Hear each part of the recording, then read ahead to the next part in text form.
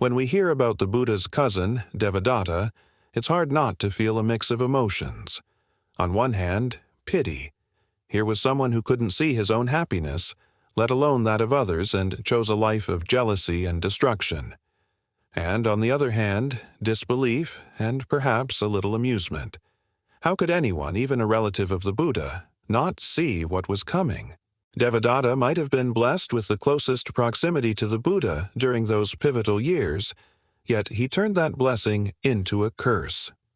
Devadatta wasn't just malicious, he was strategic, cunning, and above all, persistent. Remember, when the Buddha was still teaching, Devadatta wanted to take over the entire Sangha, the community of monks and the disciples. He tried to create a schism.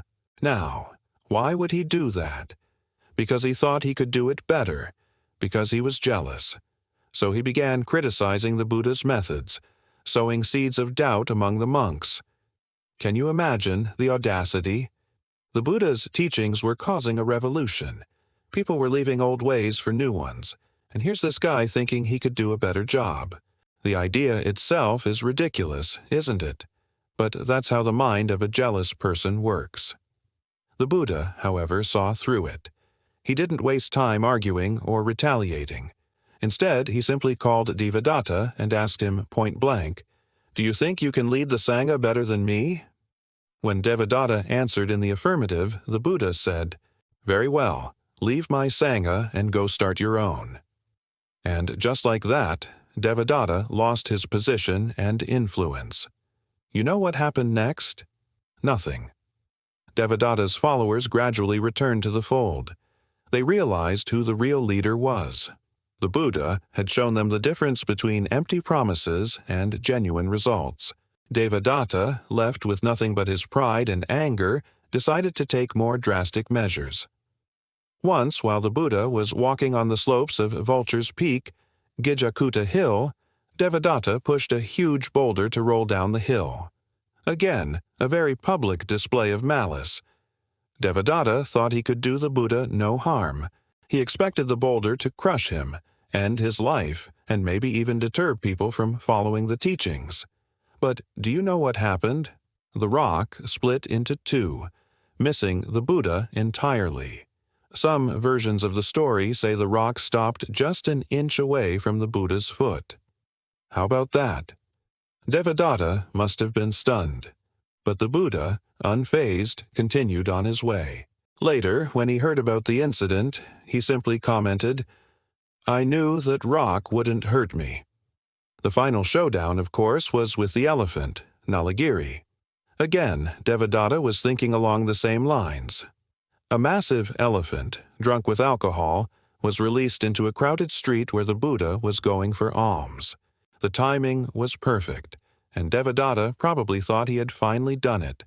But look at what happened. Nalagiri charged, and that was it. All the Buddha did was turn to his attendant, Ananda, and say, "It seems it's time for you to gain a good death." Before anyone could react, the Buddha walked out into the street, stopped in front of the charging elephant and put his hand up. That was enough. The elephant slowed down. Its aggressive posture turned into something confused, and then it knelt down before the Buddha. These are 3 of Devadatta's many attempts. Each one revealed the true nature of his jealousy, his anger, his utter discontent with who he was and what he had. In each case, he showed how far he'd sink to fulfill his desires. The Buddha, however, used each attempt to reveal his own qualities, primarily that of Arahaṃ, the worthy one, the perfect one. Through these incidents, we see the Arahaṃ's freedom from fear and defilements. The Buddha was fearless. He knew there was no force, human or otherwise, that could truly harm him because he had no inner defilements like greed, hatred, or delusion. Therefore, he wasn't moved by Devadatta's threats. Moreover, the Buddha's perfection was evident in his response. He didn't retaliate, didn't try to defend himself. He responded with equanimity and composure. Furthermore, the Buddha's limitless loving-kindness played a crucial role. He wasn't angry. Instead, he offered forgiveness and understanding even to his tormentor. Reflecting on the Buddha's life and the life of Devadatta gives us insight into two paths, the path of destruction and the path of enlightenment. It's a stark contrast, but that's precisely why it's so effective. May these stories inspire us to be like the Buddha, to be compassionate, peaceful, and above all, to strive for perfection. Just like the Buddha, may we too be free from the shackles of our own defilements and be Arahants in our own right. Namaste.